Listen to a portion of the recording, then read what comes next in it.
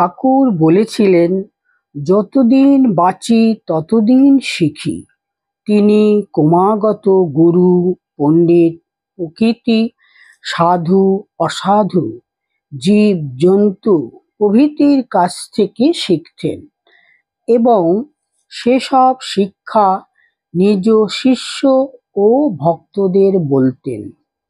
এজন্য ঠাকুরের শিক্ষায় একঘেয়েমি ছিল না। আমরা যখন কথামৃত বা লীলা প্রসঙ্গ পড়ি, তখন ঠাকুরের নিত্য নতুন কথা ও দৃষ্টিভঙ্গি দেখে মুগ্ধ হই। সাধারণ গুরু একরকম ধ্যানের উপদেশ দেন, আর ঠাকুর বহু রকম ধ্যানের উপদেশ দিয়েছেন। নগ্ন নাগা সন্ন্যাসী তোতাপুরী এসেছিলেন দক্ষিণেশ্বরে ঠাকুরকে অদ্বৈত সাধনা শেখাতে। তিনি পঞ্চবটীতলে ধুনি জেলে বাস করতেন। তার সঙ্গে ছিল একটা লোটা অর্থাৎ জলপাত্র, একটা লম্বা চিমটা, একটা চর্মাসন ও একটা মোটা চাদর, যা মুড়ি দিয়ে তিনি শুতেন। ল্যাংটা সন্ন্যাসী লোটা ও চিমটাটি নিত্য মেজে ঝকঝকে রাখতেন এবং চর্মাসনে বসে ধ্যান করতেন। শারদানন্দ লিখছেন, ল্যাংটার ঐরূপ নিত্য ধ্যানানুষ্ঠান দেখিয়া ঠাকুর একদিন তাহাকে জিজ্ঞাসাই করিয়া বসিলেন, তোমার তো ব্রহ্মলাভ হয়েছে, সিদ্ধ হয়েছ, তবে কেন আবার নিত্য ধ্যানাভ্যাস করো? ল্যাংটা ইহাতে ধীরভাবে ঠাকুরের দিকে চাহিয়া অঙ্গুলি নির্দেশ করিয়া লোটাটি দেখাইয়া বলিলেন, কেমন উজ্জ্বল দেখছ, আর যদি নিত্য না মাজি মলিন হয়ে যাবে না? মনও সেইরূপ জানবে। ধ্যানাভ্যাস করে মনকেও ঐরূপে নিত্য না মেজে ঘষে রাখলে মলিন হয়ে পড়ে। তীক্ষ্ণ দৃষ্টি সম্পন্ন ঠাকুর ল্যাংটা গুরুর কথা মানিয়া লইয়া বলিলেন, কিন্তু যদি সোনার লোটা হয়, তাহলে তো আর নিত্য না মাজলেও ময়লা ধরে না। ল্যাংটা হাসিয়া স্বীকার করিলেন, হ্যাঁ, তা বটে।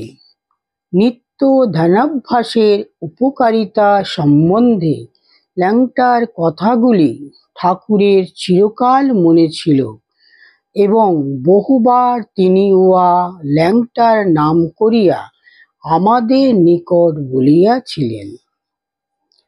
এ জগতে অনেক গুরু ও শিক্ষক আছেন, তারা অপরের উপদেশ নিজেদের বলে চালিয়ে দেন। ঠাকুর কখনো ঐরূপ করতেন না। উপদেশকালে তিনি কার কাছ থেকে ওই কথা শুনেছেন তা উল্লেখ করতেন এবং স্বীকৃতি দিতেন। জ্ঞানীর ধ্যানের কথা ন্যাংটা বলতো, জলে জল অধো ঊর্ধ্ব পরিপূর্ণ, জীব যেন মিন, জলে আনন্দে সে সাঁতার দিচ্ছে। ঠিক ধ্যান হলে এইটি সত্য সত্য দেখবে। জ্ঞানীর ধ্যান আর কিরকম জানো?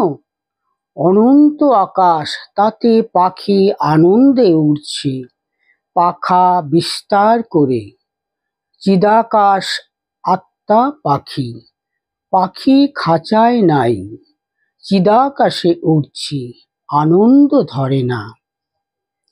তোতা তার গুরুর অধীনে বাস করে সাধ্যায়তরত হয়ে সাধন করেন। তার সম্প্রদায়ের সন্ন্যাসীরা গুরুর আদেশ মতো বেদান্ত নিহিত সত্য সকল জীবনের অনুভবের জন্য নিত্য ধ্যানাভ্যাস করত। ঠাকুর তোতার কাছে তাদের সম্প্রদায়ের ধ্যান ভজন নিয়ম কানুন শুনেছিলেন এবং তা পরবর্তীকালে তিনি নিজ শিষ্যদের গল্প বা উপদেশ ছলে বলতেন। ল্যাংটা বলতো তাদের দলে 700 ল্যাংটা ছিল, যারা প্রথম ধ্যান শিখতে আরম্ভ করছে তাদের গদির উপর বসিয়ে ধ্যান করাতো। কেননা কঠিন আসনে বসে ধ্যান করলে পা টনটন করবে, আর ওই টনটনানিতে অনভ্যস্ত মন ঈশ্বরে না গিয়ে শরীরের দিকে এসে পড়বে। তারপর তার যত ধ্যান জমত ততই তাকে কঠিন হতে কঠিনতর আসনে বসে ধ্যান করতে দেওয়া হতো। শেষকালে শুধু চর্মাসন ও খালি মাটিতে পর্যন্ত বসে তাকে ধ্যান করতে হতো।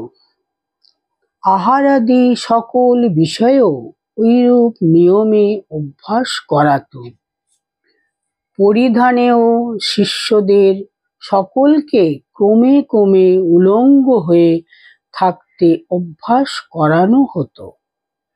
লজ্জা, ঘৃণা, ভয়, জাত, কুল, শীল, মান ইত্যাদি অষ্টপাশে মানুষ জন্মাবধি বদ্ধ আছে কিনা, এক এক করে সেগুলোকে সব ত্যাগ করতে শিক্ষা দেওয়া হতো।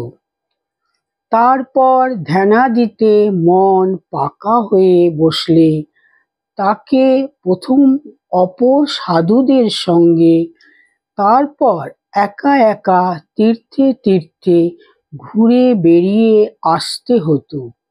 ল্যাংটাদের এই রকম সব নিয়ম ছিল। স্বামী শারদানন্দ লিখেছেন, ওই মণ্ডলীর মহন্ত নির্বাচনের প্রথাও ঠাকুর পুরীজির নিকট শুনিয়াছিলেন।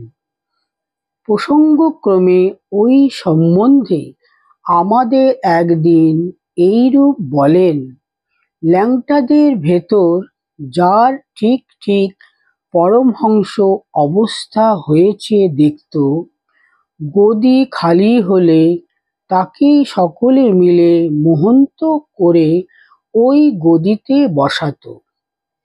তা না হলে টাকা মান ক্ষমতা হাতে পড়ে ঠিক থাকতে পারবে কি করে, মাথা বিগড়ে যাবে যে।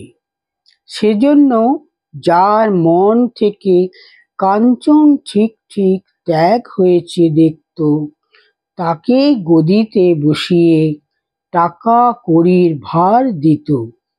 কেননা সেই ওই টাকা দেবতা ও সাধুদের সেবায় ঠিক ঠিক খরচ করতে পারবে।